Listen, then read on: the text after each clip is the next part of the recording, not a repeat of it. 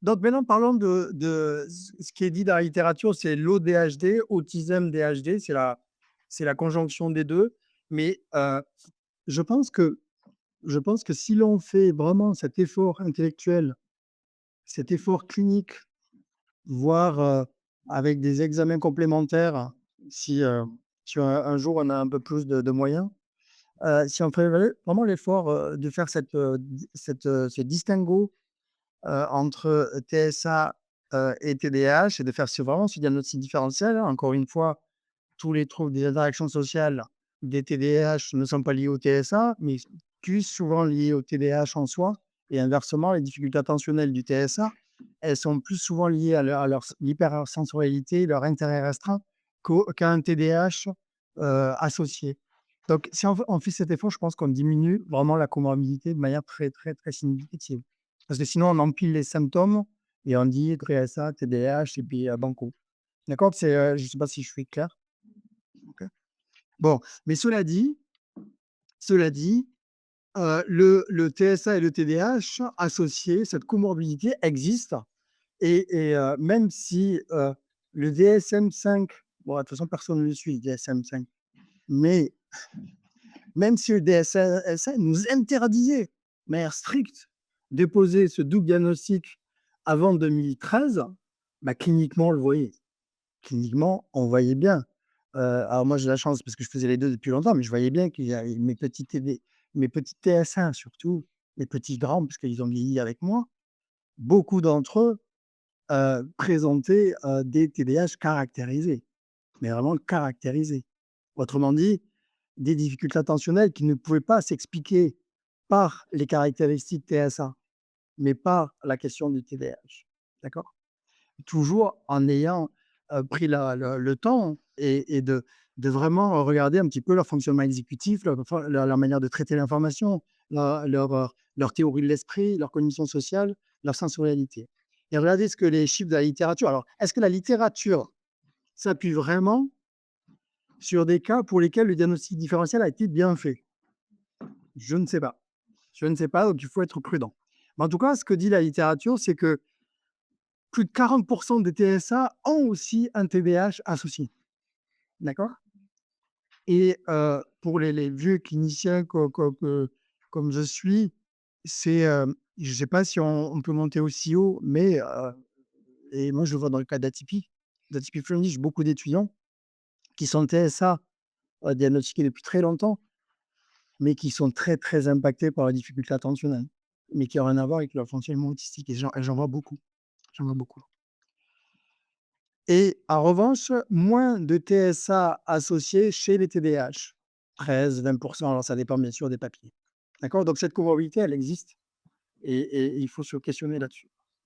Alors, surcompensation ou, ou handicap surajouté, la littérature aime plutôt dans le sens, vers la deuxième hypothèse.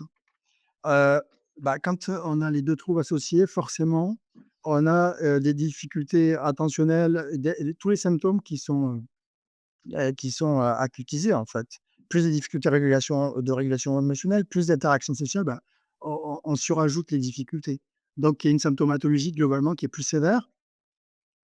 On a aussi, et on l'a vu que c'était quand même déjà la règle chez le TDAH et chez le TSA, la comorbidité, mais là, quand on a les 2 troubles associés, on a encore plus de risques d'avoir des troubles associés. D'accord? Donc ça se complexifie. Donc plus de troubles anxio-dépressifs, plus de troubles du sommeil, plus d'épuisement. D'accord? Bien évidemment. Aujourd'hui, je ne vous parlerai pas du burn-out autistique, mais c'est une réalité qui existe. D'accord? En fait, c'est le système nerveux autonome qui est complètement sidéré. Pas plus compliqué. Avec aussi une activation, mais bon, c'est autre chose. En tout cas, un épuisement qui est majeur. Alors, je vous ai fait un petit peu la synthèse des mécanismes aussi sous-jacents, et effectivement, bien sûr, au niveau exécutif, on retrouve des difficultés beaucoup plus marquées qu'un TSA seul ou qu'un TDAH seul. On fait un petit peu, on associe toutes les difficultés, des difficultés de mission, de flexibilité, cognitive, d'attention. D'accord? Et Mais ce qui est dit dans la littérature, c'est quand même que les personnes avec les 2 troubles, le TSA, l'ODHD, alors on n'a pas fait l'équivalence en français pour l'instant. TSA plus TDAH, c'est quand même le profil au niveau des exécutifs qui est plus proche du TDAH. OK? Et comme je vous le disais, il y a un profil, qui combine, qui est assez cumulatif et donc c'est ce qui est dit dans la littérature, hein, c'est quand même vu qu'il faut dépasser cette histoire de juste 2 diagnostics comorbides et que c'est probablement il faut le penser comme un diagnostic, à part entière, mais on va y revenir. D'accord? Donc au niveau exécutif, on retrouve les difficultés de l'un et de l'autre qui se surajoutent. Au niveau cognition sociale, c'est un peu la même chose. On retrouve, plus de difficultés sociales que dans le TSA seul et on aggrave les difficultés émotionnelles, mais on n'a quand même pas beaucoup de données. Ça date à peine de un peu plus d'une dizaine d'années, cette idée de pouvoir faire les diagnostics, associés. Donc, en termes d'études, on est quand même assez limité. Ouais, c'était 2013 quoi, ça fait 12 ans, hein, c'est rien. OK? Donc, heu, il y a quand même bon, logiquement, il y a plus de difficultés au niveau des cognitions sociales, moins de temps, le contact visuel est moindre et peu d'améliorations, observées avec le temps. Donc c'est assez, c'est pas très optimiste tout ça en termes de comorbidité. Donc là, c'est un papier que je vous ai mis qui est intéressant parce que dans ce papier, hein, qui relève que de ce papier, mais heu et c'est un peu fâcheux, on cumule pas les forces des 2 troubles d'après ce papier. On cumule les difficultés, mais pas les 2 pas les forces des chacun des troubles. Par contre, du coup, les performances sont beaucoup plus faibles. Et donc là encore, ce papier, au niveau de la discussion, va dans le sens de il faut considérer ça comme un trouble à part entière et pas juste une juxtaposition, une comorbidité. Parce que comme on va le voir, les symptômes s'influencent entre eux, donc ça fait un tableau qui est quand même singulier en soi. OK? Au niveau sensoriel, ben là aussi, on va accumuler les difficultés, hein, de chaque profil. Donc là, pour le coup, on a des profils avec, des difficultés sensorielles qui sont beaucoup plus intenses, beaucoup plus complexes. Donc quand vous avez un TSA avec quand même, des profils, des difficultés sensorielles très, très, très, très importantes, une symptomologie très il faut quand même penser si derrière, il n'y a pas un TDAH qui s'ignore, là ou inversement. Un autre papier qui est aussi intéressant sur 100 sujets, moi, c'est un truc que j'aime bien parce que moi, j'ai fait une thèse de psychologie sociale et on faisait des analyses structurales comme ça permet de faire des liens de causalité entre les différents, symptômes et là, ce qui est intéressant, c'est ils ont pris donc une population de TSA en regardant tous les symptômes autistiques, les symptômes TDAH et les symptômes TSA et ce que relève, l'analyse structurale, c'est que tout tout ce qui relève les symptômes du TDAH sont corrélés avec les fonctions exécutives, très, très corrélés, d'accord? Et finalement l'ASD assez peu. Et à l'inverse, tout ce qui est théorie de l'esprit, c'est très, très corrélé au ASD. Ça va un peu dans le sens de ce que je vous ai dit tout à l'heure, hein. C'est-à-dire que d'un côté, on est très cognition sociale, du côté du TSA et du côté TDAH, on est très dysexécutif. Ah même c'est en tout cas beaucoup de manière beaucoup plus prononcée. Donc tout ça, c'est des symptômes, mais ce qui est important aussi, c'est de regarder au niveau, adaptation fonctionnelle. Et globalement, on sait que l'ODHD cumule les difficultés psychosociales avec une santé plus fragile, une précarité économique plus importante, bah, normal et avec des plus grandes difficultés adaptatives. D'accord? Et là encore, l'idée du papier, c'est d'aller dans le sens de c'est pas un simple cumul, mais quelque chose qui est un peu plus spécifique, propre à cette entité qui n'existe pas encore, hein, dans les classifications. Mais, attention encore une fois, hein, avec l'idée qu'avec le temps, ça passe pas non plus, hein, ça c'est assez pessimiste comme truc. Les pensées, toujours et je vous rappelle que la définition de la déficience intellectuelle, c'était aussi les capacités adaptatives, on le fait rarement. Pensez à faire des Vineland, parce que les symptômes, c'est une chose, le fonctionnement, la manière de fonctionner, c'est une chose, mais après la répercussion fonctionnelle, c'est une autre. d'accord? Et ça soulève la question de qu'est-ce qui fait trouble?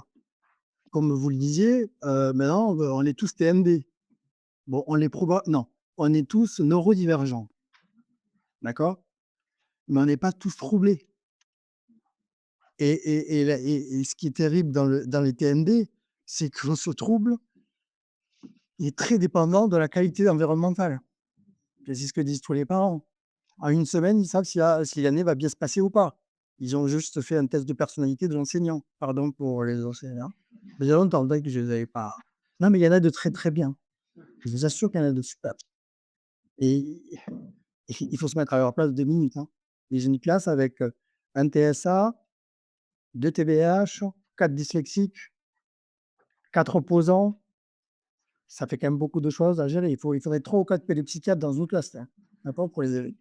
Bon, en tout cas, sur le plan adaptatif, ces profils mixtes, ils posent peu problème, mais interrogeons-nous sur la répercussion fonctionnelle et c'est ça qui fait trouble. Donc moi, il y a beaucoup de patients qui viennent: «Je suis TDAH». TikTok, j'ai vu TikTok, je suis TDAH. Heu, non, tu as peut-être un fonctionnement de TDAH, un trouble de un je reviens toujours avec les troubles. J'ai un biais de médecin. Mais il y a un fonctionnement, de difficulté attentionnelle et un fonctionnement autistique. Mais ça fait pas forcément trouble, d'accord?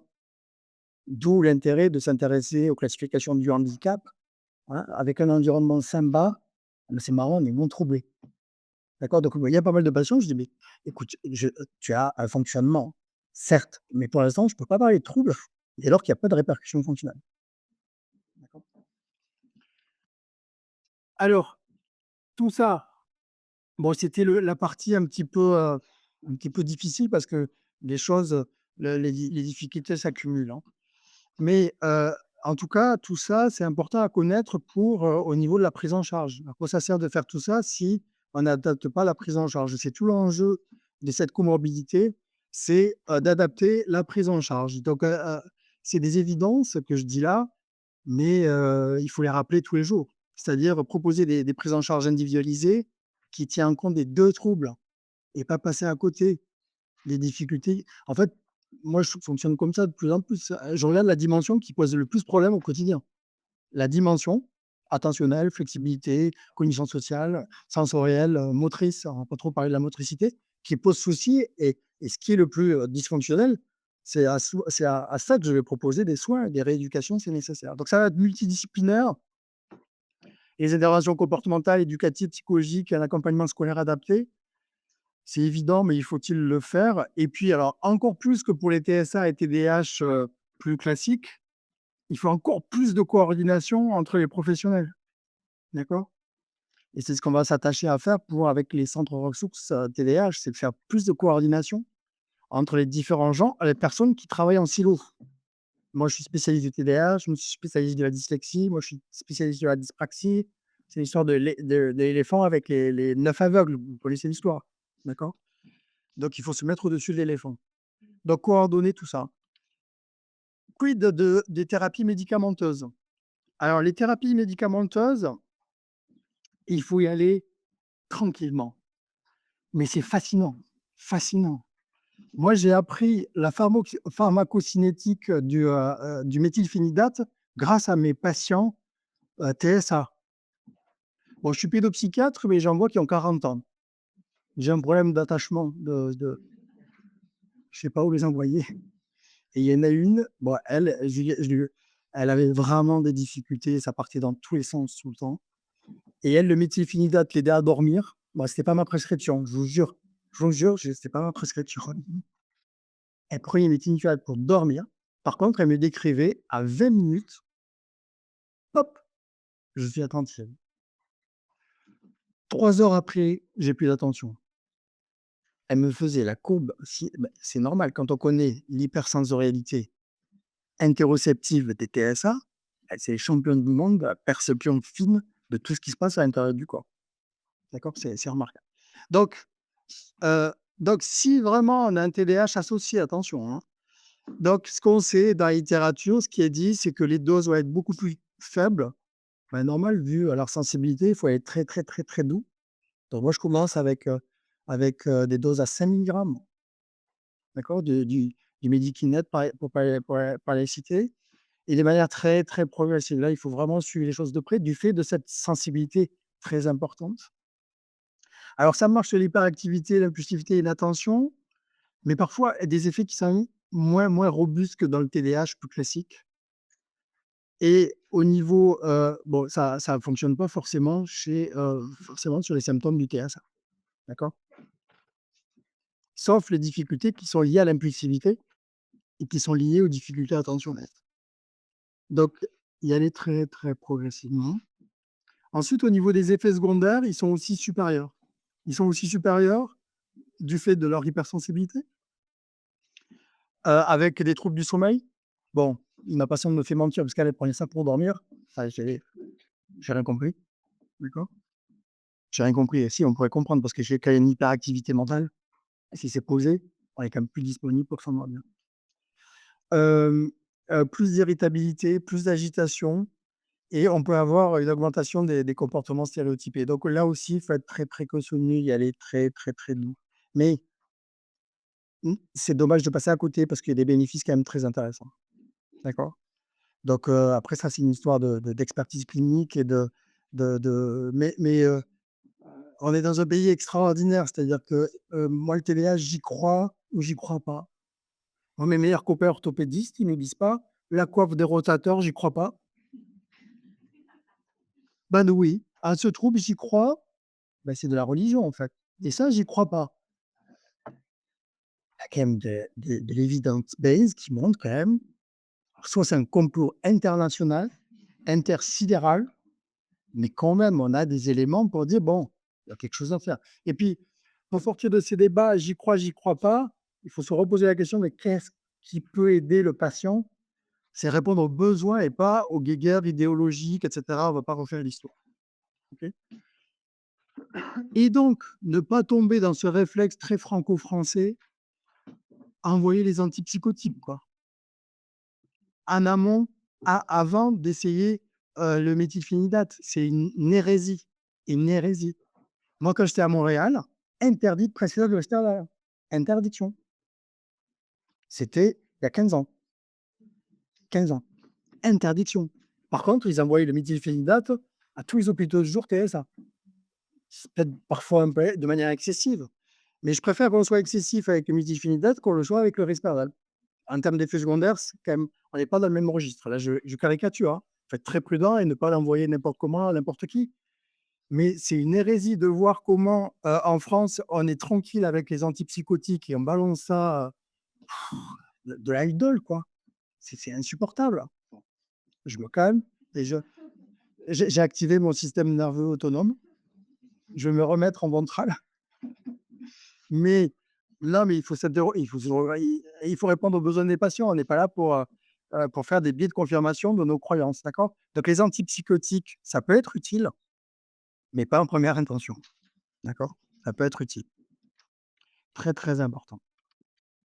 Ensuite, et les recos sont très clairs, les recos de sur le TDAH, c'est, psychoéduc, psychoéduc, psychoéduc. J'ai une triple psychoéducation, et je dirais même sextuple. Parce qu'il y a TDAH et TSA. Et ça, et je trouve que c'est très bien de bon, l'HAS, les recos sont pas parfaites, hein, on peut discuter en tant qu'expert, mais ils ont vraiment mis en avant, on a mis en avant la psychoéduc, même avant le diagnostic. Si vous êtes en attente d'un diagnostic de 3 ans, bah, commencez la psychoéducation, d'accord? Je pensais que très bien, c'est ce que je disais tout à l'heure. La question des TND, c'est pas le TDND, le TND, c'est la question du monde dans lequel le TND vit. Donc le triple psychoéducation, nous on le fait systématiquement pour les parents, pour les enfants, il faudrait le faire pour la fratrie. C'est comprendre le fonctionnement du TDAH. Quand je comprends comment je fonctionne, ben, c'est marrant, ça va mieux. OK, je donne du sens à mes symptômes. Donc double TSA, TDAH, comprendre les symptômes, comprendre leurs conséquences. Le fonctionnement, c'est parler de la cohérence centrale. Quand vous dites à des parents: «Est-ce que vous avez remarqué qu'il avait un rapport particulier au détail?» Alors Marcel me dit: «Oh pauvre!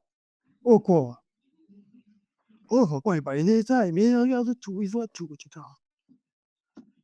Bref, donc vraiment, et ça me fait penser à un petit, à Marseille, c'est facile de diagnostiquer TSA parce que c'est des les TSA, c'est des petits Marseillais qui ont l'accent parisien.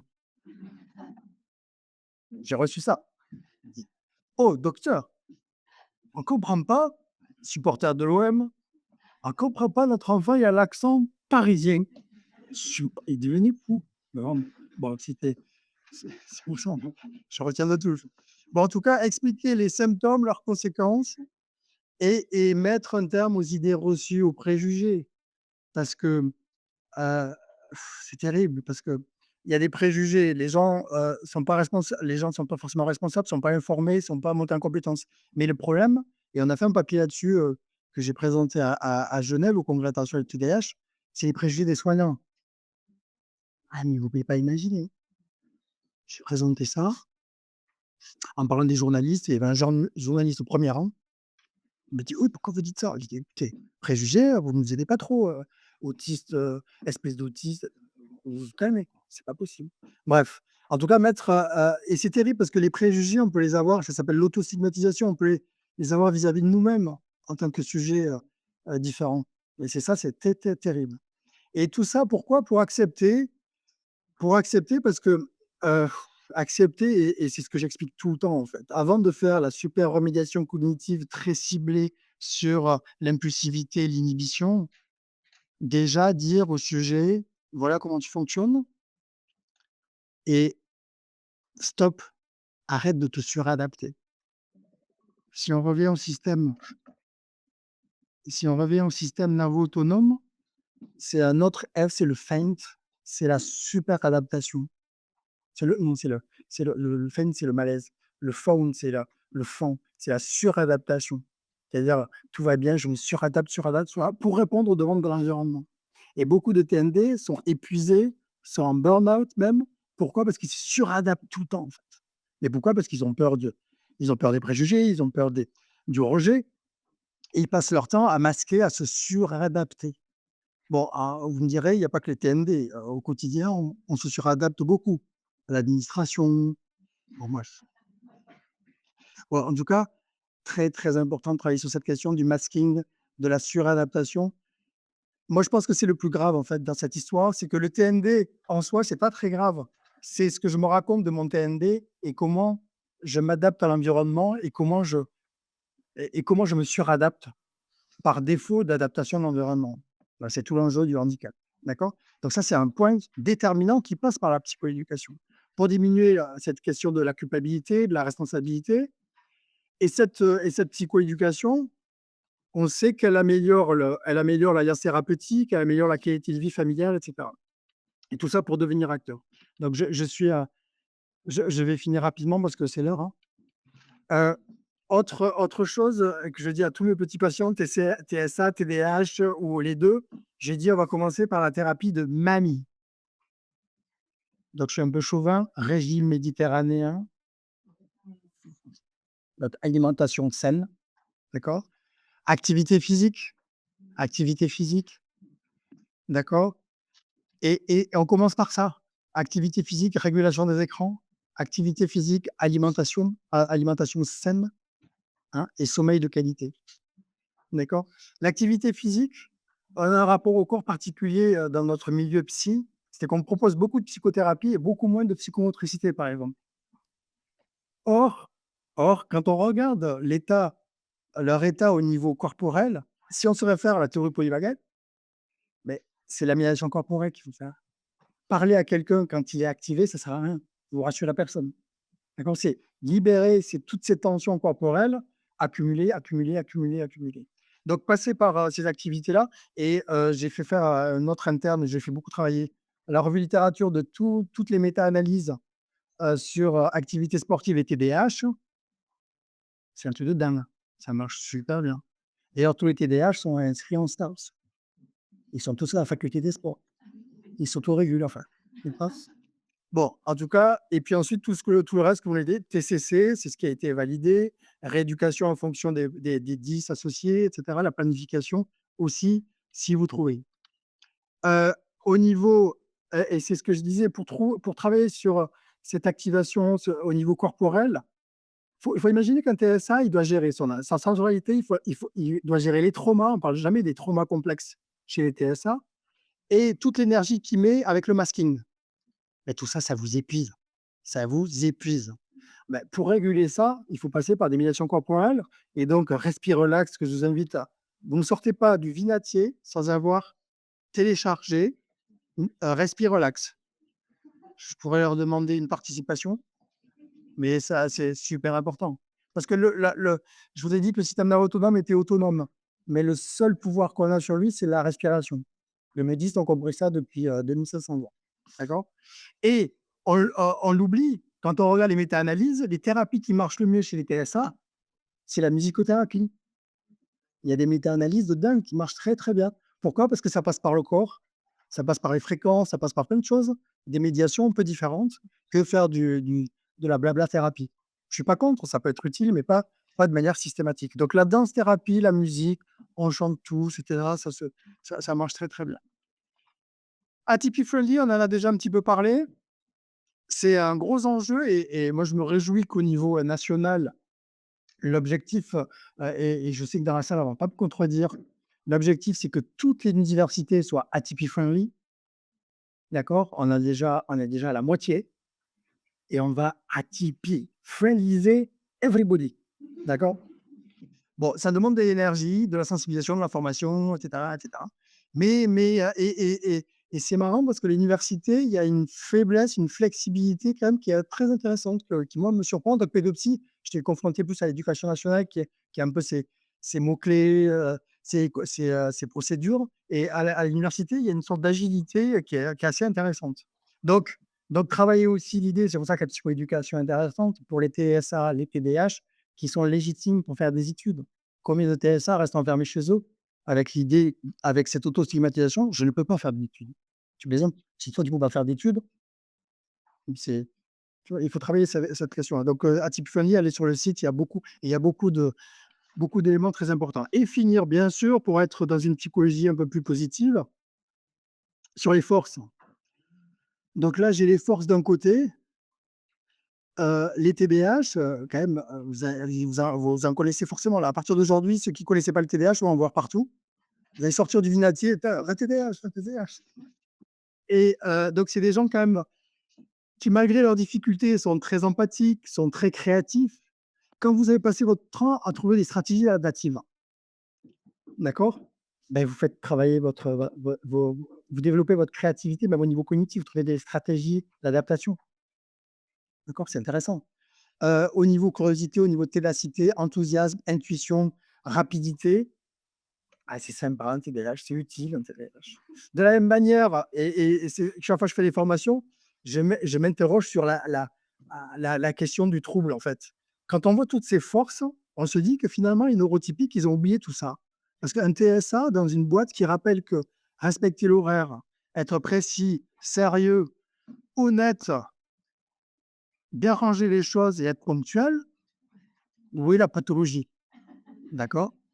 Et il y a des papiers qui sortent de plus en plus. C'est tout en lien avec la neurodiversité. Pourquoi, finalement, à l'heure d'aujourd'hui, à l'échelle de l'évolution, il y a des jolis papiers sur la psychologie évolutionniste qui montrent pourquoi les TND existent encore. Ben, parce que c'est utile. C'est utile. D'accord? Même si l'environnement est un peu contraint et pas très, très, très ouvert à la différence, mais ils sont très, très utiles. Quand on va faire un week-end trekking dans les Calanques, d'avoir un TDAH, c'est utile, hein. Ils trouvent les solutions, ils sautent partout, ils vous feraient le chemin avant tout le monde, d'accord? Et le TSA, lui, il va repérer des trucs très importants qui sont aussi utiles au niveau du groupe. Donc il y a une lecture aussi, très intéressante, qu'on connaît assez peu en psychiatrie, en psychologie. Donc pour finir, je vais m'arrêter là, j'ai beaucoup parlé, hein. Donc vous avez compris que le TSA+, c'est une co-occurrence très fréquente, mais c'est pas simplement la somme des 2 troubles. Et la littérature va plutôt dans ce sens avec, même si c'est pas défini dans les classifications, ça reste, peut-être que ce serait une solution pour vraiment en prendre compte, hein, parce que beaucoup de gens sont encore dans le réflexe: «S'il est TSA, il est pas TDAH, s'il est TDAH, il est pas TSA» et puis TDAH, j'y crois pas. Bon, là, vous êtes pas rendu, comme diraient mes amis canadiens. En tout cas, ça mérite une attention particulière et bien sûr une reconnaissance spécifique pour faire une prise en charge vraiment ajustée aux besoins de la personne. Voilà, je vous mets en pub tous les films qu'on a fait avec Atypi Friendly que vous trouvez, qui sont accessibles, hein. On a fait des capsules. Donc moi, j'ai téléchargé des 3 capsules. J'ai réussi à obtenir 3 capsules pour le TDAH. Je suis content. En fait, il y a des capsules pour tous les TDAH et ça peut servir de support. Donc vous pouvez les utiliser, mais pas, ne les faites pas payer. C'est ce qu'on vous demande, d'accord? Mais vous pouvez les utiliser comme support de formation, c'est très, très intéressant et c'est la vie d'un étudiant avec un 10. C'est la vie d'un étudiant avec un TDAH, c'est la vie d'un étudiant avec, un TDAH et un 10. Donc c'est très, très bien fait. Puis c'est nos jeunes étudiants, concernés qui ont joué dans le film. Donc on est très, très près de la réalité. Donc je vous invite à regarder, vous tapez Atypi Friendly saison 2. Si vous avez tous les 10, il y a 9 capsules vidéo et sur la saison 1, vous avez 9 capsules sur les TSA, la vie d'un étudiant TSA. Et je crois qu'en diffusant, ces films, on participe justement on participe à la montée en compétence, à la sensibilisation de tout le monde. Et nous, à Marseille, on a fait Bref, je suis Aspi et Bref, je suis aussi Aspi. Donc, c'est une petite passion qui ont fait ce film, qui ont gagné d'ailleurs le prix du film du handicap. Et Bref, je suis Aspi, c'est un entretien d'embauche avec un TSA. Et Bref, je suis aussi Aspi, je crois si vous l'avez vu, c'est le profil féminin. Dans le monde de l'entreprise, c'est assez très, très sympa. Voilà, si vous avez, je vous invite à les regarder et mettre des likes. C'est pas pour moi, c'est pour les flux et pour, nos petits TSA qui ont participé et pour une fois, on leur a donné la parole. Ils ont dit vraiment comment ils vivaient les choses de l'intérieur, donc c'est quand même ce qu'il y a de plus juste. Voilà, je vous remercie beaucoup pour votre, attention. Passionnant, mais je crois que ça marque une fois de plus l'idée selon laquelle il faut peut-être parfois sortir de la question du symptôme tel qu'on l'imagine, il faut aller regarder les fonctionnements. Et je pense que c'est un pas de côté qui est nécessaire quand on s'intéresse à la question des troubles du neurodéveloppement. Et c'est un modèle qui est différent qu'on a l'habitude de faire en médecine. Et c'est pour ça que on peut être déstabilisé par rapport à ça. On va maintenant laisser la place aux questions.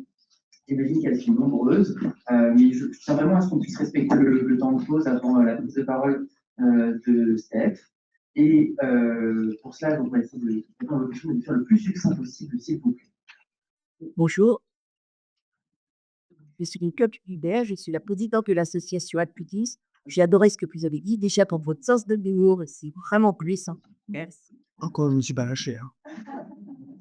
À Lyon, je sais que vous êtes un peu sérieux, donc Bon, j'ai vraiment apprécié le fait de réunir, travailler ensemble, préparer les papiers. Et c'est ce qu'on veut faire avec votre projet. J'espère pouvoir vous en parler après. La question, elle traite plutôt le TDAH qui est associé à la dyspraxie. Est-ce que ça peut pas être euh, un Oui. diagnostic trop vite fait de TSA? Vous voyez quelqu'un qui est, on ne sait pas bien s'il est dyspraxique, on ne sait pas bien s'il est TDAH, mais comme à cause de ce dyspraxique, ce TDAH, il a des symptômes un peu flous. Est-ce que par raccourci, certains médecins ne vont pas dire peut-être un TSA? Finalement, c'est vraiment une. les raccourcis, on peut les faire. Les raccourcis, on peut les faire à tout va. J'avais fait une comp, journée des 10 à Marseille sur TSA et dyspraxie. Et là aussi, on a des co-occurrences énormes. Pour moi, je pense que c'est un symptôme. Quand on connaît tous les modèles sur les, au niveau fonctionnel, sur le cervelet et compagnie, il y a des troubles de la coordination motrice, ce qui explique d'ailleurs aussi parfois la coordination motrice. Quand un enfant TSA, quand on le voit marcher très tôt.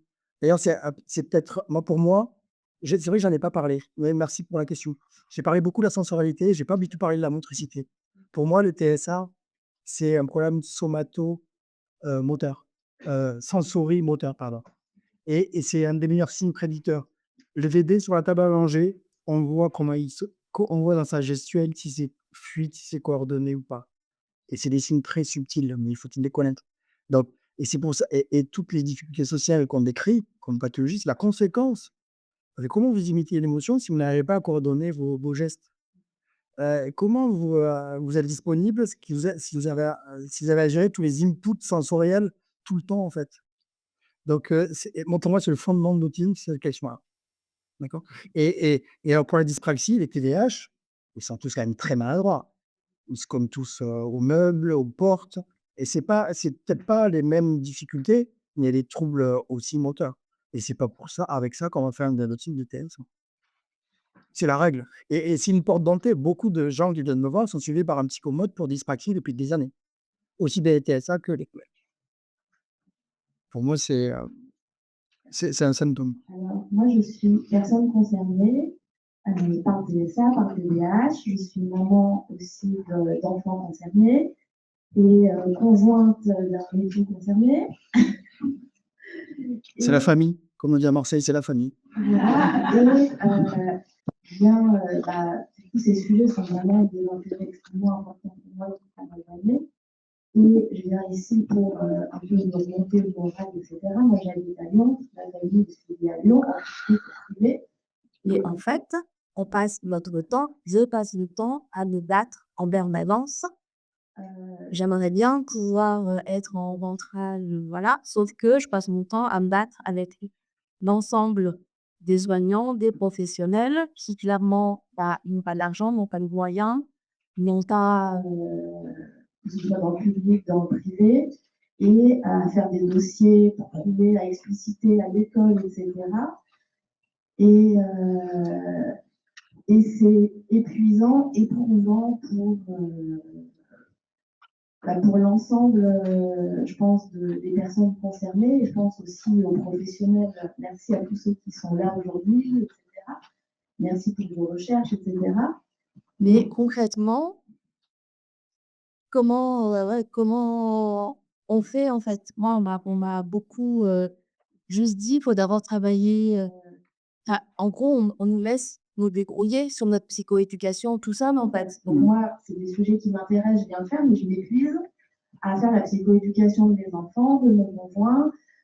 des enseignants, de la médecin généraliste, des, des parents. Autour de moi, etc. Et du coup, c'est un sujet qui m'intéresse beaucoup. Et du coup, chaque jour, J'ai des personnes qui me demandent des lavages de neuropsychologues, de pédopsychiatres, de pédiatres, etc.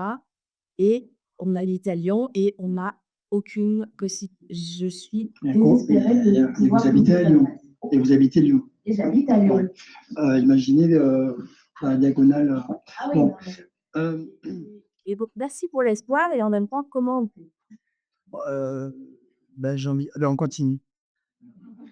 On continue à former, sensibiliser, former, sensibiliser. Je pense que ça passe par ça. Les psychoéducs, les pédopsies sont en voie de disparition. Regardez-nous bien, on va disparaître. Vous avez disparu à Lyon. Ah, on a disparu. Je cherche un pédopsychiatre. Je m'en rends compte. Bon, donc On a trouvé toujours, il y a toujours à redire. Moi, ça fait 30 ans que je fais ça et ce que vous dites, je l'entends depuis 30 ans. Mais notons aussi les progrès. Atypique friendly, ça n'existe pas, hein. On ne mettait pas les pieds à la fac. Donc, et c'est jamais suffisant, surtout quand on parle de son cas particulier, de ses propres enfants, j'en conviens. Mais l'idée, c'est et je pense que les CRTDH vont servir à ça, à faire du réseau, de la coordination, la formation, la formation, la formation et encore la formation. Moi, je crois très, très fort à ça. Heu et la sensibilisation aussi du tout venant, de la population générale, parce que c'est toujours cette question de l'inadéquation avec le fonctionnement singulier. On va pas demander à quelqu'un qui a autant de difficultés de se suradapter avec quelqu'un qui n'en a pas. C'est quand même un non-sens. Donc il faut que tout le monde fasse son effort. D'accord? Bon, les TND l'ont souvent déjà bien fait, mais d'où la sensibilisation, il faut qu'on tape, les écoles de journalisme. Je suis obsédé par ça en ce moment, parce qu'il faut qu'ils nous aident à sensibiliser, sensibiliser. Mais il y a quand même un grand progrès parce que maintenant on est quand même l'effet inverse. C'est-à-dire que maintenant beaucoup de gens se disent TND. Ben, avoir un effet de bascule complètement de l'autre côté et tomber dans l'excès aussi. Et nous, il va falloir qu'on régule ça parce que c'est pas parce que vous avez du mal à vous concentrer, que vous avez un chagrin d'amour ou je ne sais quoi, que vous avez un TDAH, quoi. Donc il va falloir aussi, repositionner le Cubito au milieu. Mais forcément, quand on passe d'un excès à un autre, on passe souvent d'un excès à l'autre, on trouve un équilibre tout juste. Mais il faut continuer tous à notre niveau, c'est la théorie du colibri. Merci David. C'est malheureux, mais on va devoir frustrer certaines des questions pour respecter le temps de pause qui est important, je pense, pour tous et toutes. Et pour reprendre à maximum 11h45 avec la présentation suivante. À tout de suite.